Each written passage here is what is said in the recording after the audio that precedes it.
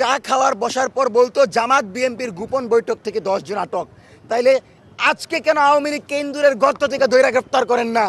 প্রমাণ থাকার পরেও কেন আপনি হাদি ভাইয়ের উপর আক্রমণকারীকে গ্রেফতার করতে পারেন না? তার মানে রাষ্ট্র কাঠামো আপনার হাতে নাই।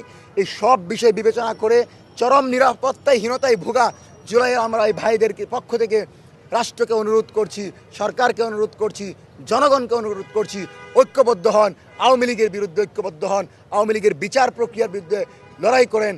আওয়ামী লীগের বিচার নিশ্চিত করতে হবে এবং অপরাধীকে 6 ঘন্টার ভিতর গ্রেফতার করতে হবে, নাহলে বাংলাদেশে আবার জুলাই নেমে আসবে।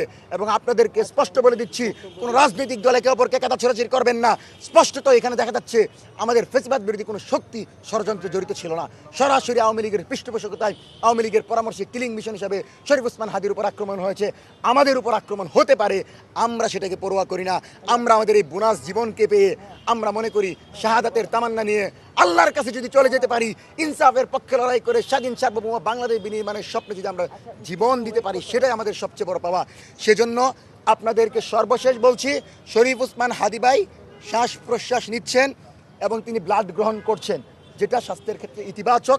আমরা আশাবাদী অতি দ্রুত উন্নত চিকিৎসার জন্য হয়তো তাকে ভালো কোনো জায়গায় নেওয়া হবে, অথবা তার চিকিৎসার মাধ্যমে তিনি আমাদের মাঝে ফিরে আসবেন খুব দ্রুত সময়ের ভিতর। সেজন্য আমরা আশাবাদী, কিন্তু শঙ্কা রয়েছে।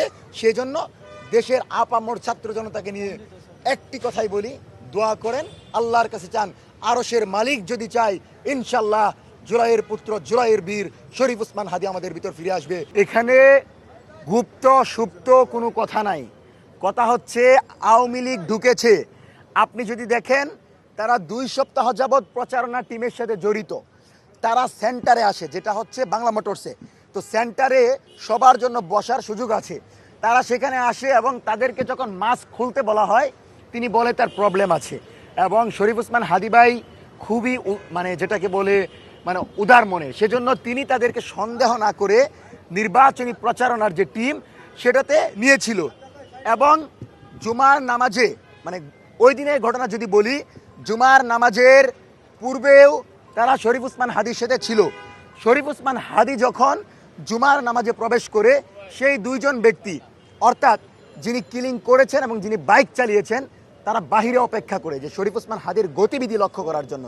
এবং শরীফ ওসমান হাদি যখন নামাজ থেকে বের হয়, তার পরবর্তীতেই তারা তার পিছু নেয়। এবং যখন তার উপরে আক্রমণ হয়, তারপর থেকে সেই 2 জনকে আর খুঁজে পাওয়া যায় নাই।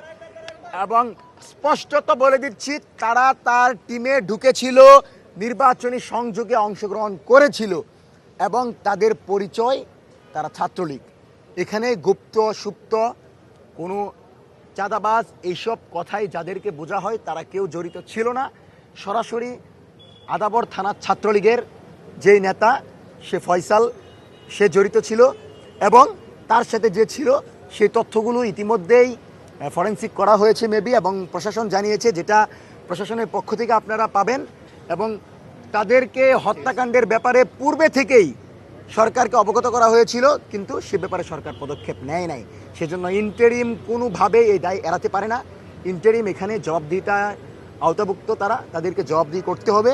এবং আপনারা অবগত আছেন যে আওয়ামী লীগ এই কিলিং মিশনের অংশ হিসেবে শুধু শরীফ ওসমান হাদিকে নয়, তারপরেও আরও ভাইদেরকে, জুলাই শক্তিগুলোকে ধ্বংস করার জন্য, তাদেরকে বাংলাদেশ থেকে কথা বলা বন্ধ করার জন্য তারা কিলিং মিশনের ধারাবাহিকতা অব্যাহত রাখবে বলে আমরা জানতে পেরেছি।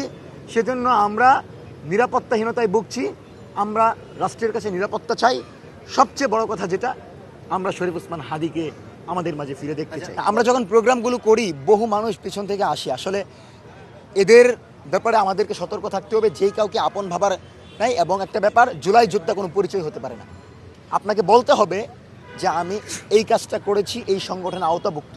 জুলাই যোদ্ধা পরিচয়ে অনেকেই ঢুকে যাচ্ছে বিভিন্ন সংগঠনে, তারপর তারা এই সকল অকারেজ ঘটাচ্ছে। আর আমাদের পদক্ষেপ হচ্ছে, আজকের পর থেকে আমরা রাজনৈতিক পরিচয়, জুলাইয়ে অবদান, তার যে ব্যক্তিগত পরিচয়, এটি ছাড়া কাউকে আমাদের অ্যাক্টিভিজমের অংশ আমরা করব না।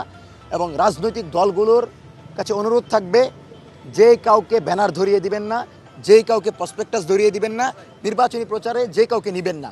কারণ সেই যদি আপনার ব্যানার পোস্টার হাতে নিয়ে ভুল করে, তাহলে কিন্তু আপনার দলের, আপনার মতের, আপনার অ্যাক্টিভিজমের উপর প্রশ্ন উঠবে। সেজন্য পরিচয় এবং তার রাজনৈতিক ব্যাকগ্রাউন্ড এবং তার জুলাইয়ের যে অংশগ্রহণ, সেটি সম্পূর্ণ প্রমাণ ছাড়া আমরা কাউকে আমাদের সঙ্গী মনে করতে পারছি না। এবং আপনারা যতটুকু জানেন, আমরা নিরাপত্তাহীনতায় ভুগছি। আমরা রাষ্ট্রের কাছে নিরাপত্তা চাই। জুলাই রক্ষায় আমরা মাঠে থাকবো।